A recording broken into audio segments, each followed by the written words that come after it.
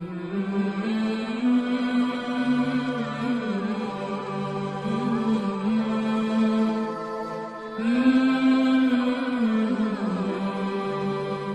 حضرت حذیفہ بن یمان رضی اللہ تعالیٰ عنہ فرماتے ہیں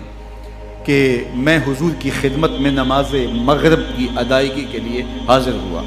اور میں نے یہ اجازت خاص طور پہ اپنی ماں سے اس شرط پہ لی تھی کہ امی آپ مجھے اجازت دیں، میں حضور کی خدمت میں حاضر ہوتا ہوں،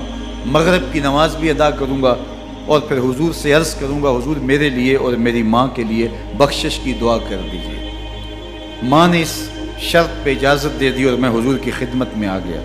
نماز مغرب ادا کی، سلام پھرا تو میرے دل میں آرزو تھی میں حضور سے عرض کروں حضور میرے لیے اور میری ماں کے لیے مغفرت کی بخشش کی دعا کر دیں،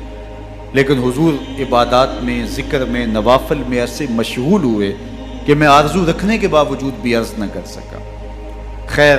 نماز عشاء کا وقت ہوا، اذان پکاری گئی، حضور مصلی پہ آئے، نماز پڑھی، سلام پھرا تو میرے دل میں پھر خیال آیا کہ ماں سے ایک نماز کی چھٹی لی تھی،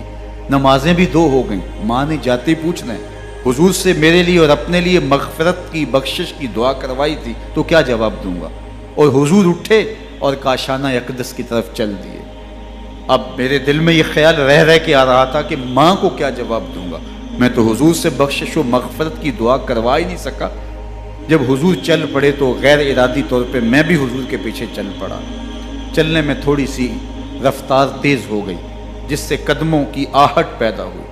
تو جب آواز پیدا ہوئی تو حضور نے رخ پھیرے بغیر فرمایا من ھذا،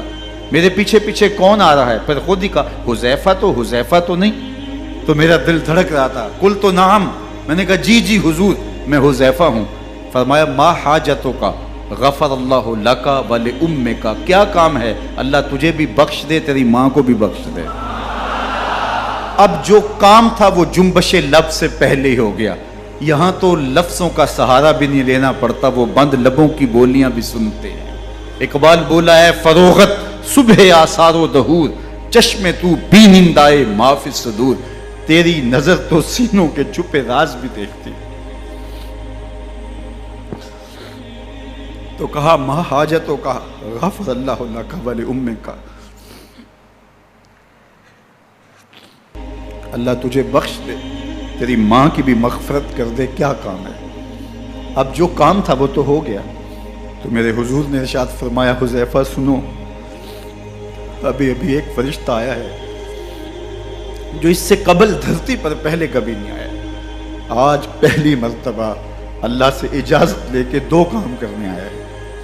ایک تو مجھے سلام کرنے آیا ہے اور دوسرا خوشخبری دینے آیا ہے کہ آپ کی بیٹی فاطمہ جنتی عورتوں کی سردار ہے اور حسن اور حسین جنتی جوانوں کے سردار۔